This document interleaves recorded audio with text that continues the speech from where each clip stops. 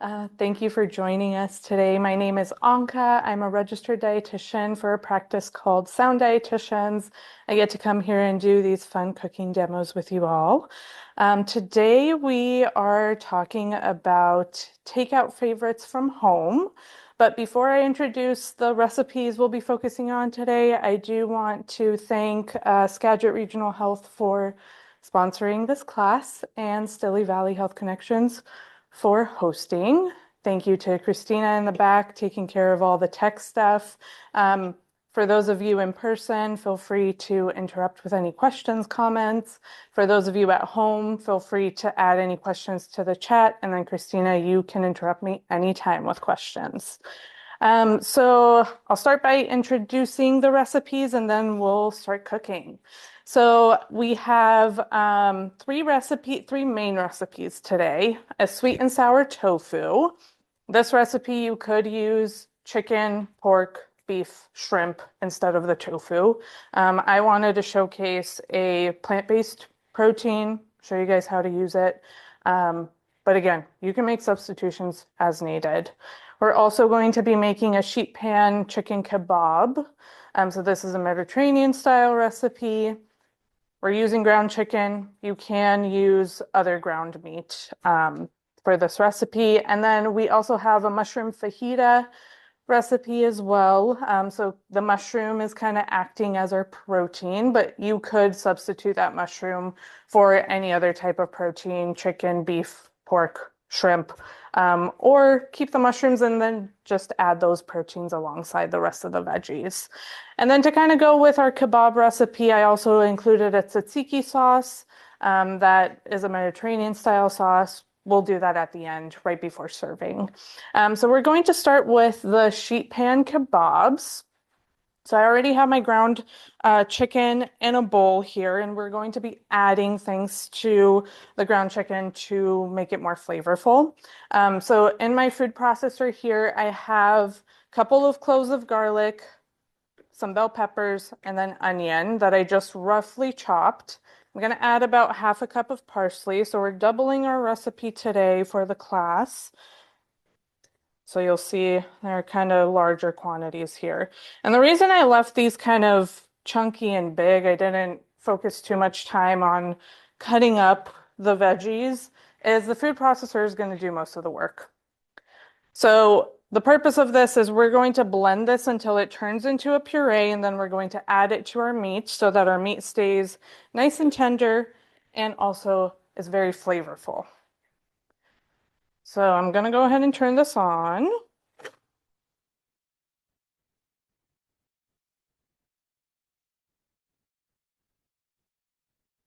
And I am going to just use a spatula to kind of help these veggies along.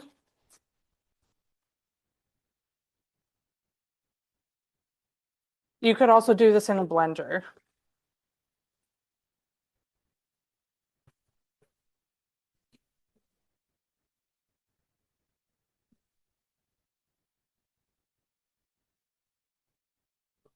Okay, just gonna press a little bit more. There's a little more chunky veggies on the side here. We'll give it one more pulse and then we'll be good to go.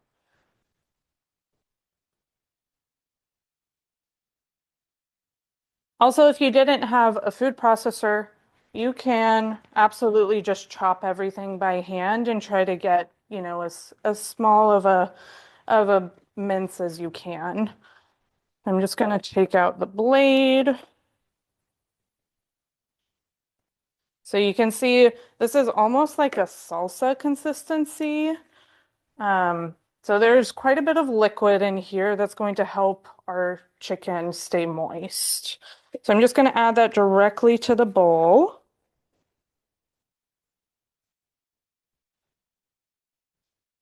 All right, and to this, we're also adding some herbs as well. So I have, or spices, I have some paprika, cumin, salt, pepper in here.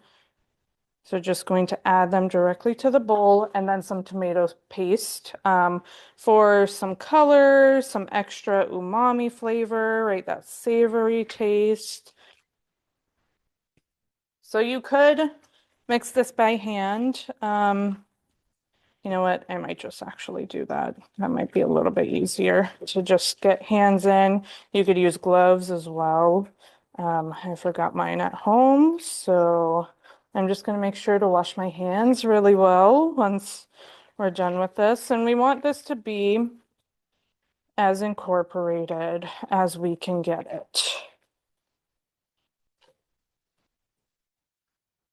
So if you didn't want to use chicken, you could use ground turkey or ground beef, pork, lamb, or a mixture of all of those things. So your ground turkey and your ground chicken is going to be on the leaner side. So because chicken is on the leaner side, I did oil my sheet pan. So you'll see here to my right, I have a sheet pan. I put parchment in it. And I also just did a light coating of oil.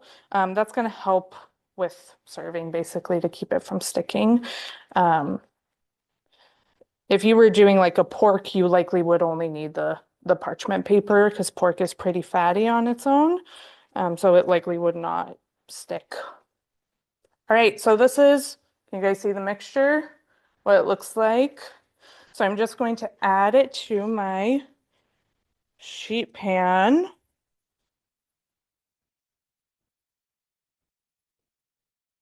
And we're going to spread this out into an even layer. So nice and easy, right? All right. So we want this as even as possible.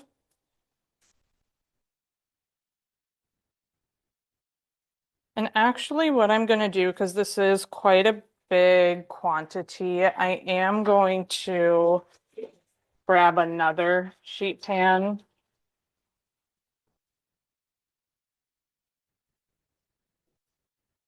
I'm sorry?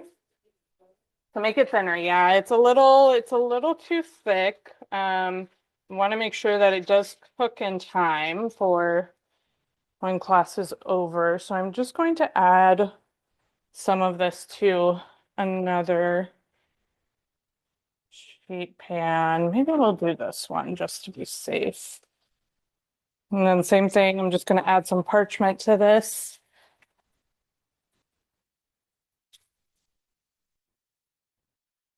And I like to do a little bit more parchment for this recipe to kind of cover the sides too. That helps with just cleanup. And if your parchment doesn't like to stick in the pan, just crumble it up. And then it'll stay because it has more surface tension. Well, now it's not cooperating too much, but okay. I'm just going to spread the oil a little bit. Okay. And I'm just going to use my hands, honestly. It's just a little easier. Spread it out.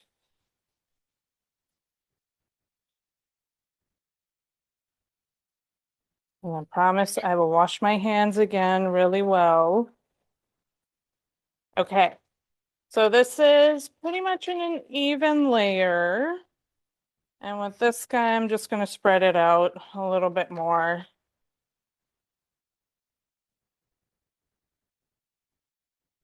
We might have to leave it a little bit longer in the oven, but that's okay. All right, let me wash my hands real quick.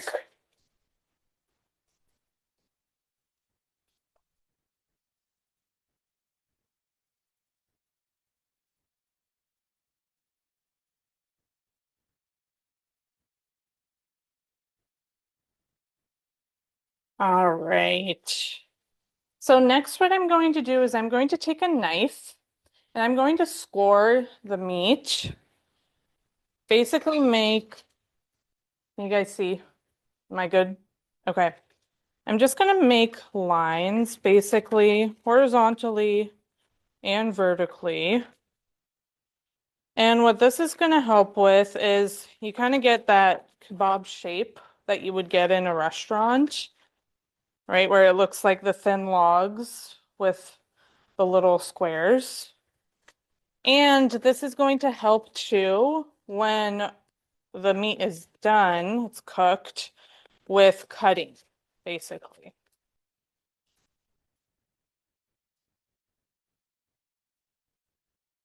You could also skip this step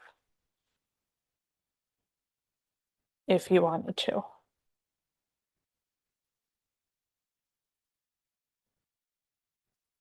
And then I have my oven at 375 degrees. It's been heating up for a while now. And I anticipate just with how much meat we have, at least this big sheet pan is likely going to take probably at least 30 minutes. So they're just going to bake for a while and then we're going to broil just a little bit just to get a little bit of char on them at the end. Okay, I'm gonna throw these in the oven. Down here.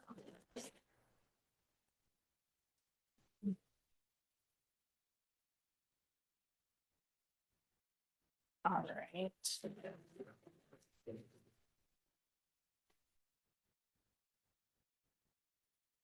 Okay. So I'm going to wash my hands one more time.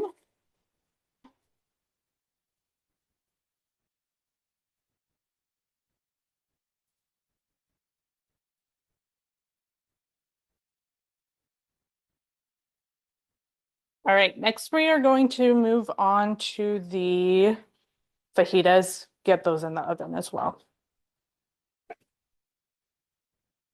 So, as you can see over here, I already have my onions and my bell peppers cut up in sheet pans.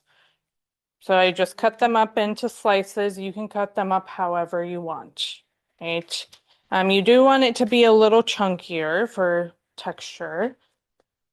And the mushrooms, so we're using portobello mushrooms, although the grocery store did not have a whole lot of portobellos. So I got some cremini mushrooms that were pretty big as well. Does anybody know the difference between a cremini, also known as a button mushroom, and a portobello mushroom? Size. So a portobello is just a more mature button mushroom. That's all it is. The other thing that I know is that portobello's, it seems like a lot of restaurants offer those in place of meat. Yes, a lot of restaurants do offer More of them a meaty kind of. instead of meat. Yes, they do have a meaty texture, so that's why we're using it in this fajita mixture. The only thing I will say with mushrooms, you can use them to substitute meat in terms of texture and flavor because they do have the natural umami flavor, which is similar to meat. However, mushrooms do not have quite as much protein. So just keeping that in mind. Like if you are substituting a protein for mushrooms, you want to make sure that you also have another protein source. So whether that's like with this recipe, I would pair this with some beans that have more protein as well. Or you could even do tofu if you wanted to keep it plant-based as well. That would work. Yeah. So these guys, I'm just going to cut them up into slices.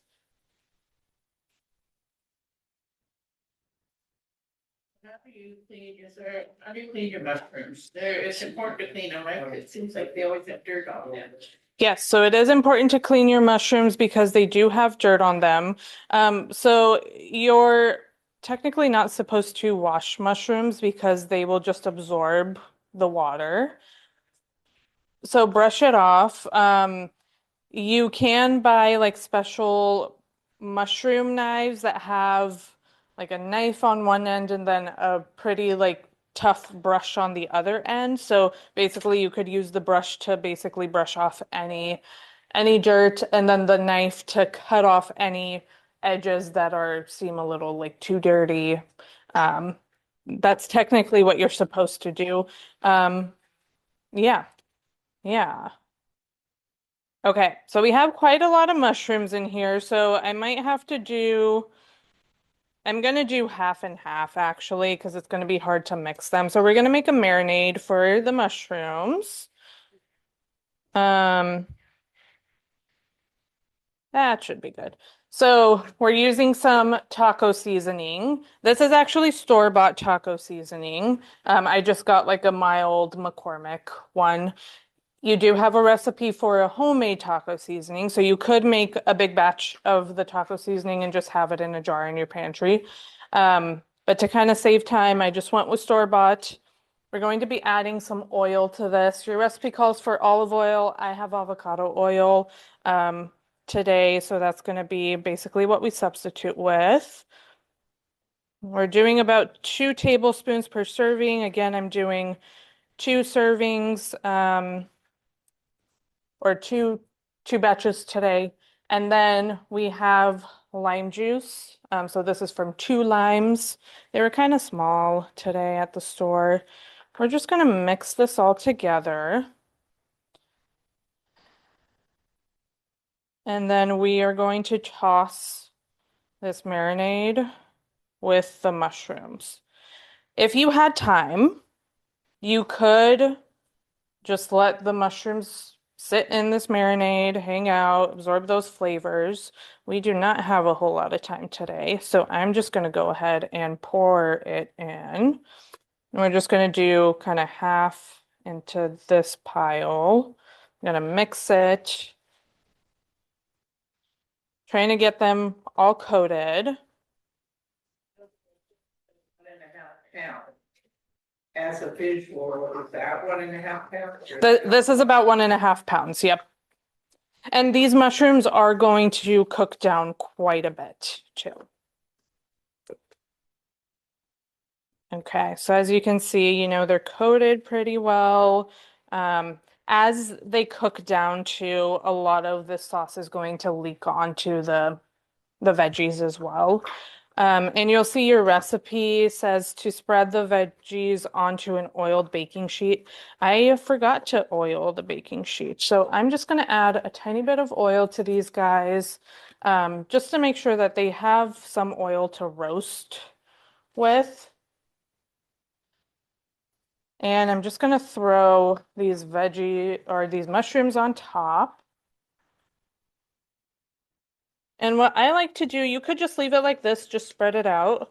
But I like to toss this with my hands. So I'm just going to do this batch, and then we're just going to toss the mushrooms with the veggies, throw it in the oven, let it do its thing until pretty much the end of class.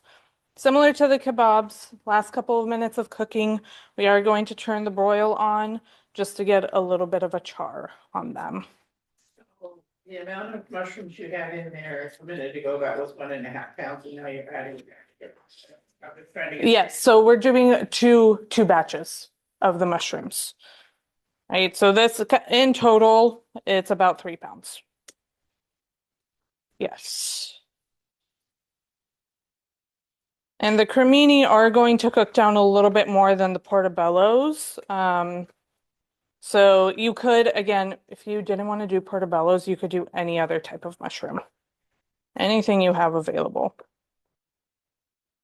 Sorry to ask you any questions. It's okay.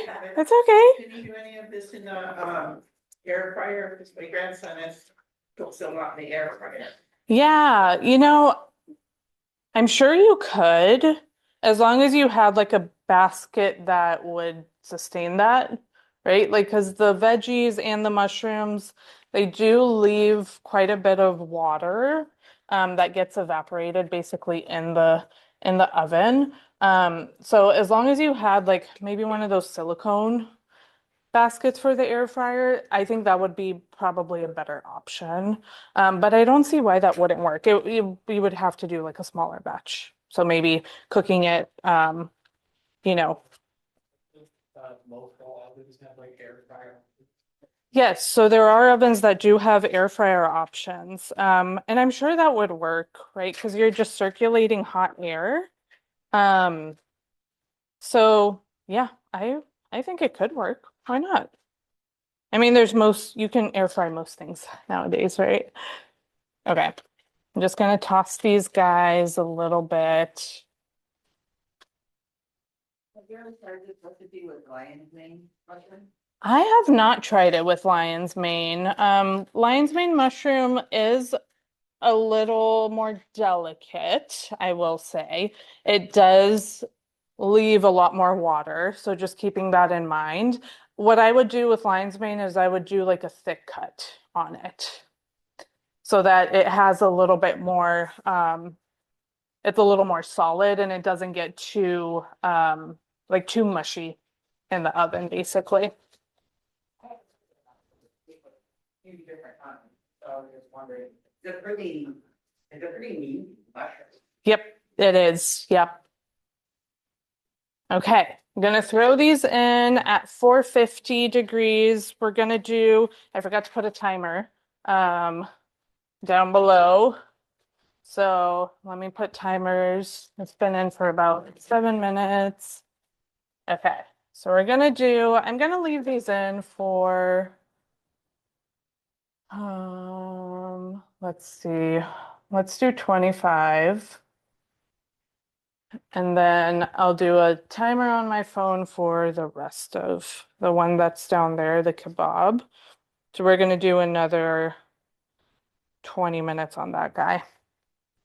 Okay.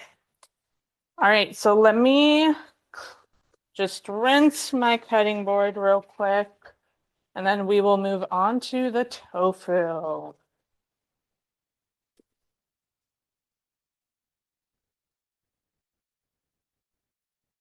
Okay. So today we're using an extra firm tofu. My preference would have been to use a super firm tofu, but they did not have it at the grocery store. So I got the firmest tofu I could find. So the difference between an extra firm tofu and a super firm tofu is the super firm, it has less water in it. It's usually pressed. Um, as you can see, like I've cut my tofu into cubes and it's leaking water. I'm actually going to strain this out. Uh, Did you press that tofu or? I did not press this tofu. I should have, but it kind of slipped my mind until it was too late. So we're just gonna have it. It's gonna be a little liquidier, but it's likely the cornstarch that we're using for this is going to absorb some of that liquid and it's going to create a nice crust. So with the tofu, you have two options basically in terms of cutting it. So you can either cut it into cubes, like I've been doing, or you can just break it apart into bite-sized pieces. If you do break it apart into bite-sized pieces, you do get a little bit more edges that can turn crispier. But because of the coating that we're adding to this, you should get a pretty crispy tofu in general. Maybe other people would like to know about boiling. So, Yeah, you could boil it. Yeah, you could boil it if you wanted to, instead of pressing it. So the boiling process helps to basically firm up the tofu. So you could do that instead of pressing it, and then just taking it out, straining any water, and then adding the rest of the ingredients, basically. Okay, so we have our tofu in a bowl. We're going to be adding garlic powder, salt, pepper, basically to season this. So I just added everything together. And you can adjust the salt to whatever you need. And then I'm also going to be adding some soy sauce. So this, you could buy reduced sodium soy sauce. However, what you're paying for is water with the soy sauce. So to save you some money, I would recommend just buying the regular soy sauce and just adding water to it when you prepare it. So for example, with this, we're doing double this recipe as well. So instead of doing 2 tablespoons of soy sauce, I did 1 tablespoon of soy sauce and 1 tablespoon of water. So basically this is a 50% reduced soy sauce. So we're just going to be adding this. I'm going to use my hands to kind of toss it around so that it's coated in the seasonings before we add the cornstarch. And it's okay if it breaks apart a little bit. This is all going to go in a pan. So there's going to be some small crispy pieces, and that's fine too. And I'm actually going to turn on my pan. You could use a wok. It will likely take a little bit longer if you do use a wok because it has less surface area on the bottom.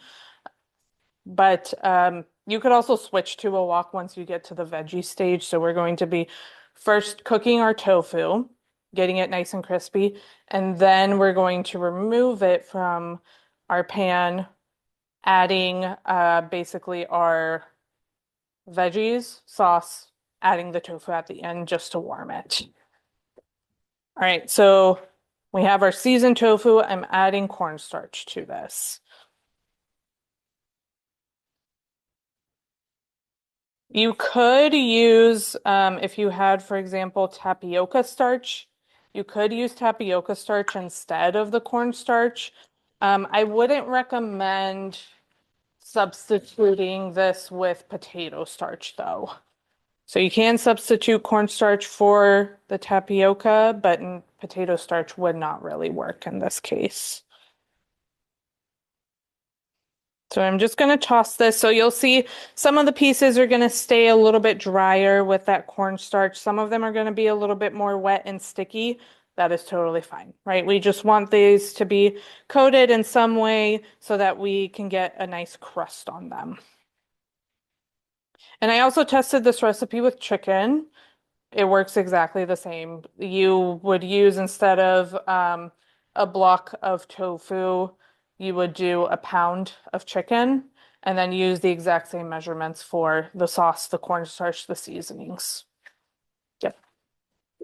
Okay. So to my pan, let's see if this is warming up.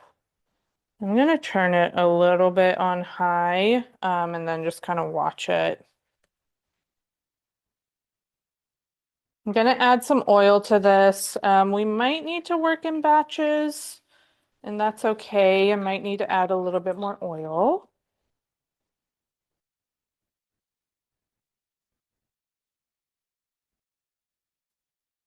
I'm going to start adding my tofu even as this continues to warm up. And with the tofu, so we want it on single layer, basically, so that it gets nice and crispy. And then we're going to flip it around as well.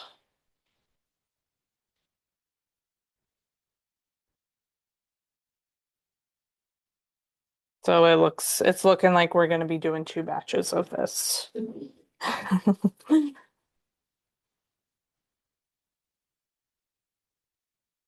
So in terms of when we're kind of pan frying like this, I like to use avocado oil. It holds heat really well. It doesn't turn into any like toxic compounds with high heat. So when you're pan frying like this for a longer period of time, you want to use avocado oil.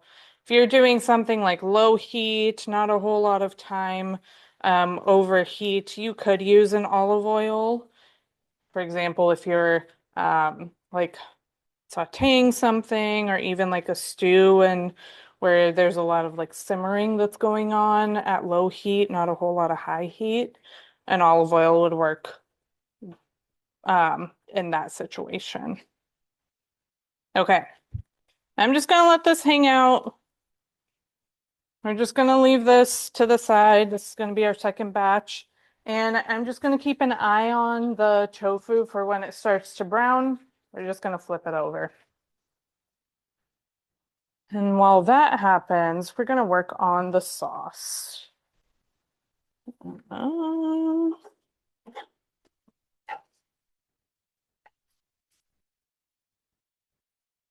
all right. So for our sauce, this is a sweet and sour sauce. This version is a little bit less sweet than what you typically get in the restaurant. You could tone down the sweetness even more. Okay. So we're starting with, again, I'm doubling this, so I have 2/3 cup of sugar. You could do even less than that.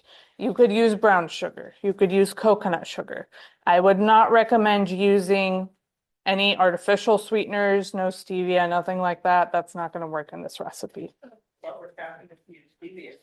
Well, so what would happen if you use stevia? I think the main thing that would happen is you wouldn't get a sauce that would kind of blend together and thicken, right? Because we're not adding cornstarch to this sauce, where basically the sugar is acting as like a binding agent that is helping to thicken the sauce to get that nice consistency. And it's also providing a little bit of caramelization so we're going to be cooking our vegetables first and then adding the sauce for a couple more minutes. So as the sauce comes in contact with the veggies, it causes caramelization, so a little bit of browning, which gives you flavor. And honestly, like flavor-wise, I don't think stevia would be a really good option in this case. Yep. So I have my sugar. I'm gonna add 1/2 cup of unsweetened ketchup. You could use sweetened ketchup if you wanted. Again, it would make the sauce more sweet. I highly recommend the unsweetened ketchup. Um, Again, that's just my personal preference. All right, and then we are going to be adding, so this is our sweet components, right? This is what's giving it the sweetness. Now our sour comes from vinegar. So we're using rice vinegar today. You could use white vinegar instead. I would not recommend like a balsamic vinegar. I don't think that would work really well with this, just flavor wise. So this is unseasoned rice vinegar, yes. I'm sorry? I added, so I did 1/2 cup. Yep. If you were making just one batch of this, it would be a 1/4 cup. Yep. And then we're going to be adding some soy sauce just for umami. Again, I did the half soy sauce, half water, so it's 50% reduced. And then we're also adding water. Now, with the water step, if you wanted this to be a little bit more sweet, you could add pineapple juice to this. So you'll see under your veggies, we're adding red onion, chopped pineapple, which I use just canned chopped pineapple. So you could save the juice from the pineapple and use that instead of the water if you wanted a sweeter sauce, or if you wanted something a little bit more mild, just use the water. So we're going to be adding this. And then some garlic powder. And then we're going to mix this up, but I'm seeing this tofu is starting to brown. So I'm actually going to flip it over. And if you wanted to make this a little bit easier on yourself, you could do a larger cut on the tofu so you don't have to flip as many. This is on medium high heat. I'm actually going to turn it to medium. I'm feeling like this pan is doing a really good job at keeping the heat up. So it is browning very nicely. And at this point, I don't feel like I need any extra oil. But if you felt like it's a little dry, they're not browning quite as well, you could add a little bit of extra oil once you turn the tofu. So we do get a little, there are a couple of more cooked pieces. We're going to use that term.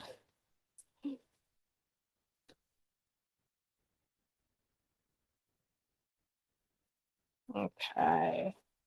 So tofu is a really great meat substitute. You get a good amount of protein in it. and you get, it's made from beans, so it doesn't have really any fat. So if you're worried about things like heart health or lowering cholesterol, tofu is a really good meat substitute to consider adding to your diet, or substituting meat with. Yeah. Okay. I'm just gonna let this brown on the other side. I'm gonna pull out a plate. While I'm here, I'm just gonna take a peek at what these guys are doing. Okay. They're cooking. I'm not seeing a whole lot of like sizzling or movement right now with the meat. So it did shrink. So there's a little bit of space between the edge of the pan and it did leave quite a bit of liquid. So we're just gonna let that cook off basically. Yep. Okay. So let me continue mixing. So basically what I'm looking for is for that sugar to dissolve. And then it is going to, you can see it's very liquidy at this point. It is going to thicken once it hits the heat. And then for veggies, I have my onions. I used red onions. I like to cut them up into kind of chunkier pieces when doing a stir fry like this. And then the pineapple, I did cut the pineapple into smaller chunks just so everybody would get a taste of the pineapple. And we're also going to be adding some red bell pepper. I also like to add to this recipe celery, just chopped celery. I think it works really well. You say chopped celery? Chopped celery, yep. Yeah. And that's something that sometimes they add when you order like a sweet and sour, whatever, from a restaurant. Sometimes they do add, depending on the restaurant, celery to the veggies.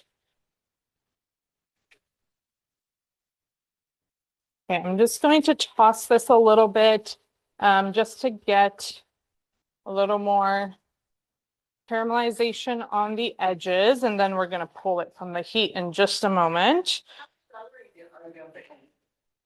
What would you put in for like fourth of an? I think when I tested this recipe, I did like a little bit less of the bell pepper. Like I did maybe 3/4 of a bell pepper and then did about half a cup of celery. And it was just a little bit less sauce on everything compared to what this recipe would give you. Yeah. And for the bell pepper, I'm gonna keep it pretty chunky, kind of similar size to the onion as well. So just chopping it up. Okay.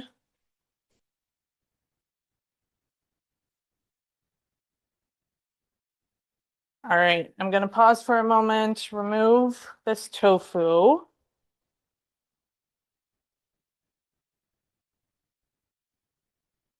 So with tofu, the other nice thing is you don't have to worry about the temperature to cook it so that it's food safe because you can eat it raw too. So basically it's already cooked. The purpose of the cooking is to basically get that nice crispy crust on it, and to make it warm.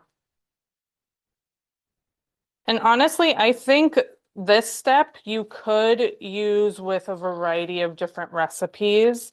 Like just a breaded tofu in general can be a great kind of base for any type of sauce. You could add any veggies to this. You could even just make a sauce and dip this as is. Like if you wanted like a crispy tofu instead of meat.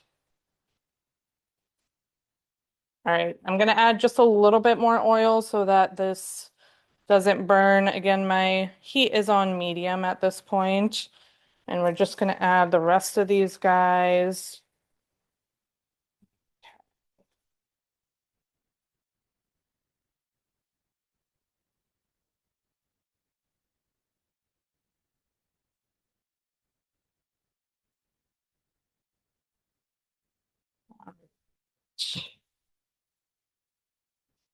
If you did not want to do this on the stovetop, you could also just put these guys in the oven.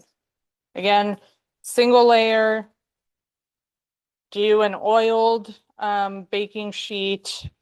You could add parchment to it as well to help with cleanup. And just flip them halfway, basically. I would probably do like a 425, probably at least 20 minutes would be my guess. And then flipping 10 minutes in.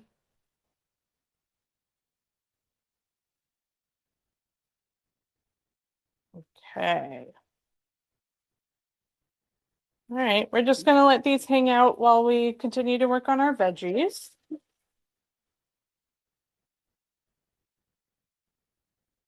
There's my, there we go. All right, so these guys I'm just gonna add to this bowl with the onions and the pineapple. It's all going in the same pan.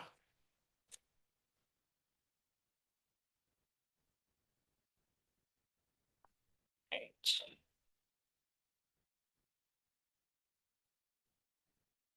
So with takeout, one of the things that we're typically concerned about when it comes to takeout is the amount of sodium that is in the food. A lot of times restaurants will add sodium at multiple stages of the cooking process, and typically it ends up being a lot more than what is needed, right? So let me stop that. I think it was for the kebabs, maybe. Okay, let's look at these guys.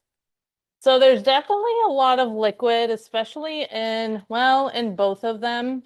But actually, you know what I'm gonna do is I'm going to find a food thermometer. Christina, a food thermometer. Do you know where it would live? In one of the drawers. Okay. Okay. A food thermometer. Ah, here it is. Yeah, I can't see. I can't use my eyes. Okay, so I'm gonna pull one of these guys out and check. So what I'm looking for is 165 degrees for the chicken, just to be safe. And you can see my parchment is all brown.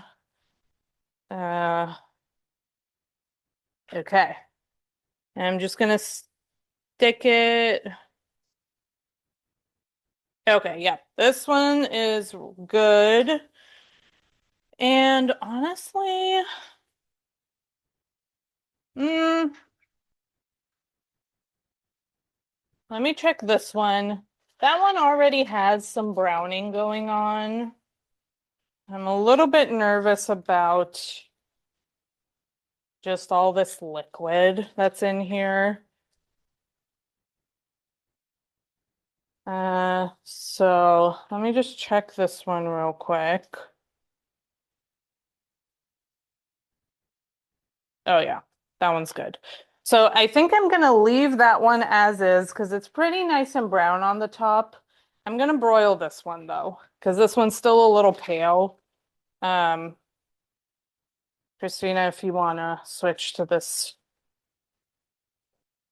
So you can see there's quite a bit of liquid in here. I'm just gonna leave it as is because I feel like knowing my luck, something would happen if I try to dump this. So I'm not gonna play with fire today. We're just gonna switch this guy, lower oven to a broil, high. And we're gonna there's 2 minutes left on this timer up here. We're gonna just leave that for 2 minutes and see if it gets nice and brown. And then we're gonna make a decision if we let it broil a little bit longer. Okay, flipping over my tofu. Sorry, Christina, I'm kind of running all over the place. putting those cameras to work.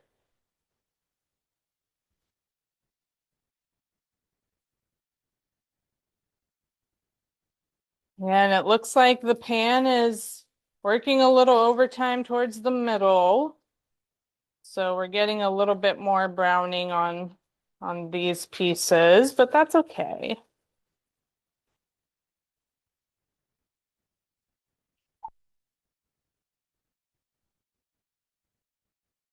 We have 1 minute left.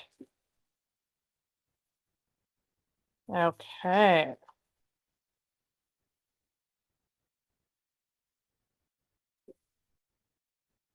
Let's flip these guys. So what I was talking about earlier was sodium and takeout, right? We have general recommendations that we give the public in terms of sodium recommendations. So the general recommendation for somebody that is healthy, doesn't have heart disease, is around 2,300 milligrams of sodium is what we recommend. That's a daily recommendation. If you have heart disease, congestive heart failure, that number might be a little bit lower. So it's kind of individual. So a lot of takeout recipes sometimes have very close to what the daily recommendation is, right? Question. Or that's all the also weight they take for So if there's like weight issues, obesity, same thing, 2,300 milligrams, unless there's some other like heart disease, kidney disease, diabetes, might be a little bit lower. So what I aim to do with these recipes is get the sodium as low as possible while still preserving, some of the flavor. Okay, this can keep going a little bit. So what I'm gonna do is I'm gonna take a look at these guys. So these guys, Christina, I'm gonna move this over here. So they did leave a little bit of liquid, which is good. That's what we wanted. However, I don't think we're quite there yet. I'm gonna leave them in. We have like 10 minutes left. I'm gonna leave them in until like the very last minute, just to get some of that liquid to evaporate. But at this point, if I pierce it with a fork, those mushrooms are nice and soft. The veggies are soft, but they have a little bit of a bite to them, which depending on your own personal preference, you could take them out right now, have a little bit of a crisper veggie, or you could leave it in until it's nice and soft. But I'm going to leave them in a little bit longer, just to hang out. And then I'm going to take out the kebab. I think we're ready with the kebab. Ugh. So we're going to turn that off so that we don't feel the heat of this too much. And I'm just going to leave this here.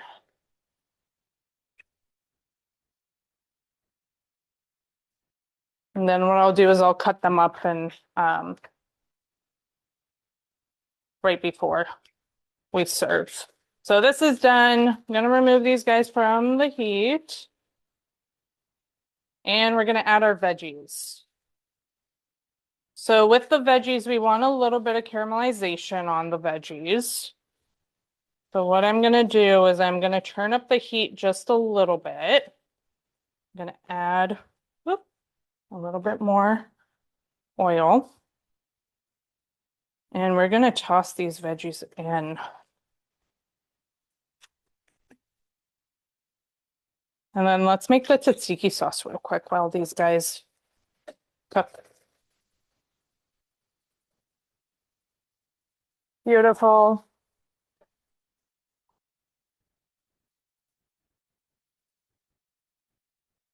Again, we want these to be nice and soft, still have a bite to them, get a little bit of caramelization. That's gonna happen too from the juice from the pineapple. There's sugar in there that's going to help with the caramelization process. All right, and let's focus on, oops, our tzatziki next. So this is a yogurt-based sauce, has some cucumber in it. I already grated the cucumber. I did a fine grate on it. And then when I was grating it, I actually lined the bowl with a clean towel so that I could squeeze out the extra water. You could also use a paper towel if you didn't want to use a towel. So it's pretty fine. To this, we're going to be adding yogurt. So I'm doing about, aiming for 2 cups. This is a little bit less than 2 cups, and that's okay. I'm just going to scoop it up. So your recipe calls for full fat yogurt at full fat Greek yogurt. I could not find full fat Greek yogurt at the store today, so this is just non-fat plain Greek yogurt.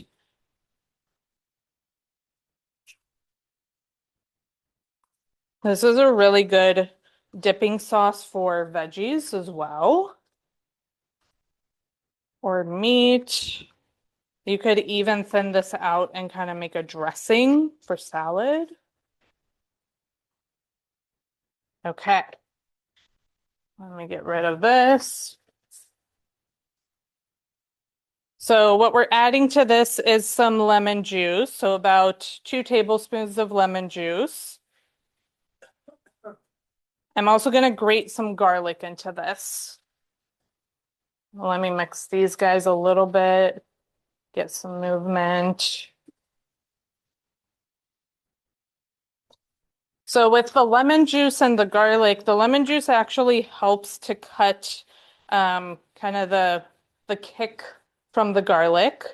So you can always think about that. Like for example, if you have like a dressing where you're adding raw garlic, adding a little bit of lemon juice helps to kind of tame the garlic taste. I'm just gonna go grate this directly. And I will say this sauce tastes better the next day. When you leave it overnight, those flavors kind of meld together. So this could be a really good option, like for example, for a summer party. You make it the night before, you don't have to worry about it. Okay. Yes. Cucumber nothing to like me anymore. Okay. So, is there any way to make this without the cucumber or what we consider in basic? So you could just keep the cucumber out of it and just add herbs to it. That would kind of be the best substitution.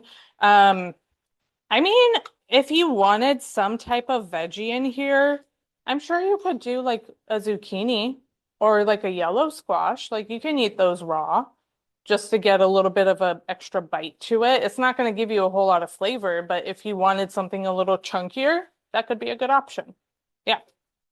And then we're adding dill and a little bit of mint to this. I did a really fine mince on these guys. I did add a little bit more dill than the recipe calls for.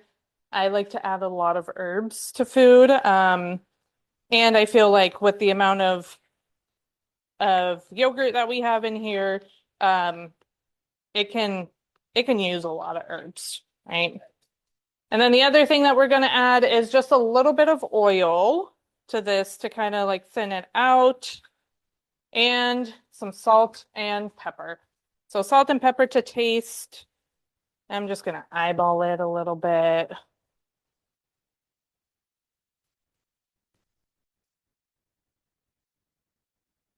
And then you just mix it, and then your tzatziki is done. If you wanted this to be a little richer, like I would recommend if you had something like a veggie platter where you wanted to use this, you could add a little bit of mayo to it to help make it a little more savory and richer as well. So that's our tzatziki sauce. I'm just going to leave it here to the side and focus on our veggies. So we have a little bit of char on these guys, which is great. That's what we wanted. What I'm going to do next is add the sauce. Right? Our veggies are pretty much cooked at this point. We're adding the sauce. We're going to let this cook a little bit. I have the heat pretty high. I'm not gonna mess with the heat too much. And what we want is for the sauce to get nice and bubbly and to thicken a little bit. We don't want it to be too thick, because we want to be able to coat everything really nicely. But we're just gonna let this hang out a little bit. And while we do that, I'm gonna cut some green onion just for garnish. I already washed these guys. I'm just gonna do the green part. Um, and for garnish, I like to do more of a diagonal cut. I think it looks a little prettier. You could add the greens if you wanted to as well. I will take these home and use them, or maybe I'll plant them. You can absolutely plant these, put them in a little thing of water, let the roots get a little bit longer, and then you can plant them in the soil and then it'll eventually grow green onions. And that's a tip on how to have an endless supply of green onions. And I also have some sesame seeds as a garnish for the sweet and sour tofu as well. So I'm going to pull these guys from the oven at this point so that they start to cool down before eating. I'll move them around. But this is what we're working with. Christina, if you want, do this guy. Good? Okay. All right.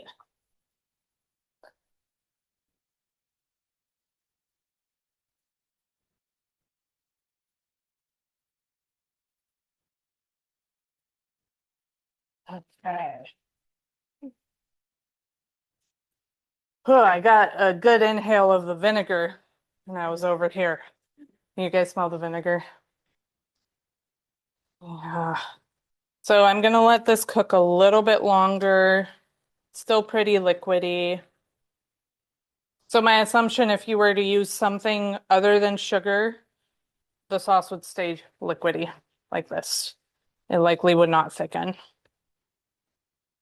Okay. Now let's take a look. I'm gonna leave this to the side. Is everybody okay with just a sprinkle of cilantro on top? Yeah? Okay. Just to add some freshness. You could do whatever herbs you want. Oops. Okay. And then Christina, again, sorry, I'm jumping around all over the place.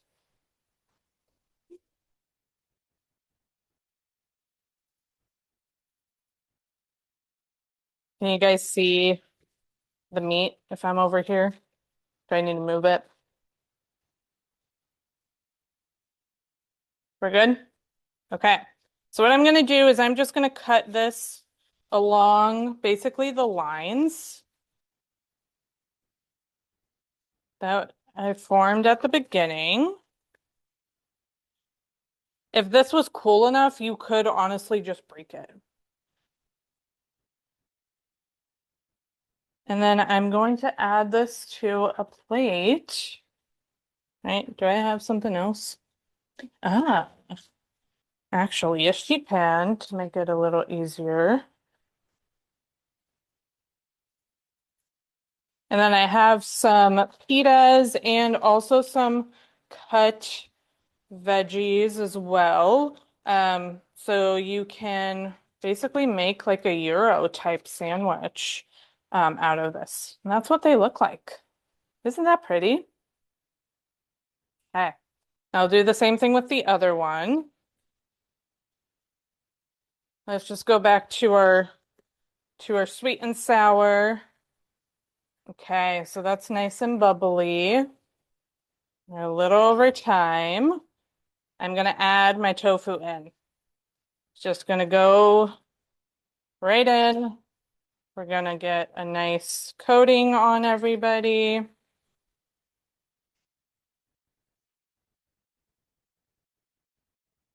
I'm gonna cut the heat.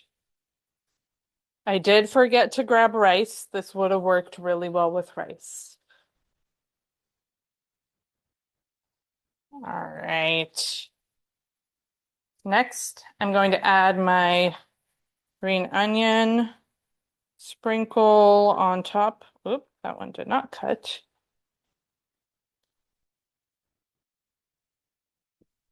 Beautiful. And then sesame seeds for a little bit of a crunch and nuttiness. And there you have it. We're done with class. 2 minutes over. I do apologize. I hope for those of you at home, you get to try these, make them, give us feedback, and we will see you next month for our next class. Thank you so much for joining. Yeah. Mm.